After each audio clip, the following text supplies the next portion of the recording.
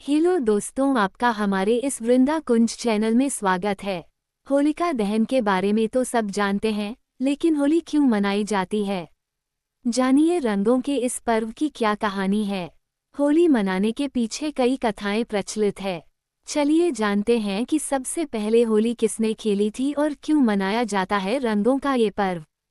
फाल्गुन का महीना बहुत ही खास माना जाता है, क्योंकि इस महीने की समाप्ति और चैत्र माह की शुरुआत के साथ ही होली का त्योहार मनाया जाता है। इसके एक दिन पहले यानी कि फाल्गुन माह के शुक्ल पक्ष की पूर्णिमा तिथि को होलिका दहन किया जाता है। होलिका दहन का पर्व हिरण्यकश्यप और विष्णु जी के परम भक्त प्रहलाद से जुड़ा है। ये तो सभी जानते हैं, लेकिन क्या आपको ये पता है कि इसके अगले दिन मनाया जाने वाला होली पर्व क्यों मनाते हैं? तो चलिए जानते हैं होली खेलने की शुरुआत कैसे हुई और रंगों के त्योहार से जुड़ी राधा रानी और श्री कृष्ण की क्या कहानी है। रंगों के पर्व और राधा कृष्ण से जुड़ी कथा। होली खेलने की शुरुआत कैसे हुई?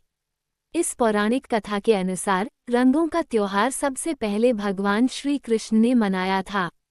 कहा जाता है कि कान्हा सांवले रंग के थे, जबकि राधा रानी दूध जैसी गोरी और बहुत सुंदर थीं। ऐसे में अपने रंग को लेकर कान्हा अक्सर ही अपनी मैया यशोदा से शिकायत किया करते थे कि माँ, मैं इतना सांवला क्यों हूँ और राधिका इतनी गोरी क्यों है। मैया यशोदा अपने पुत्र के बड़े ही भोलेपन से कही इस बात पर मन ही मन खूब हंसती।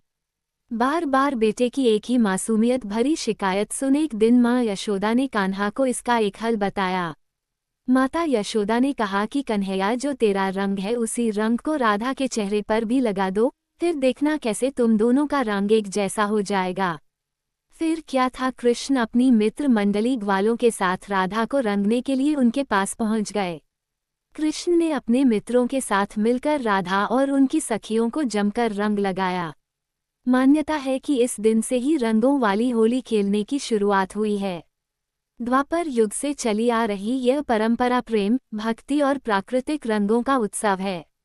भक्त प्रहलाद की कथा। होली को लेकर प्रहलाद और होलिका की मान्यता सबसे ज्यादा प्रचलित है, लेकिन बता दें कि यह पर्व रंगों के त्योहार से एक दिन पहले मनाया जाता है। मान्यता के अनुसार असुर राजा हिरण्यकश्यपु का पुत्र प्रहलाद भगवान विष्णु की भक्ति करता था।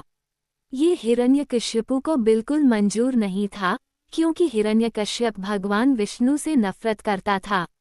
लाख कोशिशों और दंडित करने के बाद भी जब उसका बेटा प्रहलाद नहीं माना थे, उसने अपनी बहन होलिका के साथ प्रहलाद को मारने का षड्यंत्र रचा।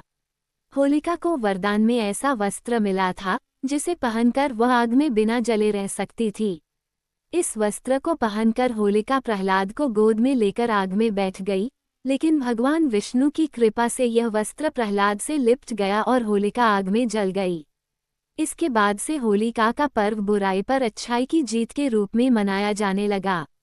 अगर ये वीडियो आपको पसंद आई हो तो चैनल को सब्सक्राइब और वीडियो को लाइक करें। धन्यवाद।